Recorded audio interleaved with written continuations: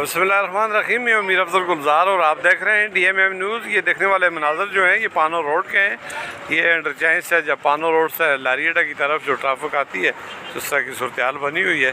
یہ اب ہر پیر والے دن یہاں پہ ایک لمبی لائن لگی ہوتی ہے اور اس ٹریفک کو رواں رکھنے کے لیے اس روڈ کو ون وے کیا جائے اور اس کو دو رویہ کیا جائے۔ اس پر بڑے حالات سنجیدہ ہیں۔ اس پر عوامی نمائندے کیا کہتے ہیں بات کرتے ہیں۔ اس کی جناب السلام علیکم۔ یہ دیکھ رہے ہیں کہ یہ 11 بجے کا وقت ہے اور ابھی تک تاجر دکانوں پر نہیں جا سکے، مریض اسپتال نہیں پہنچ سکے، یہ پانو روڈ بند ہے، کیا کہیں گے؟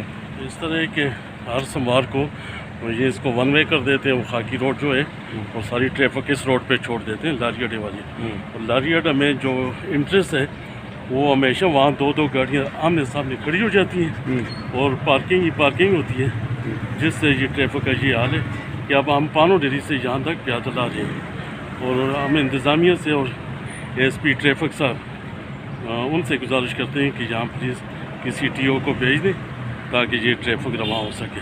اس کا مستقل حل کیا سمجھتے ہیں، کیسے ہونا چاہیے؟ اس کا یہی ہے کہ اگر اس کو ون وے کر دیا جائے، خاص کر سوموار والے دن یا سے لاریڈا سے سی پیک والی طرف جائیں یا وہاں سے آئیں، یک طرف ہو تو یہ ٹریفک کنٹرول ہو سکتی ہے۔ Thank you.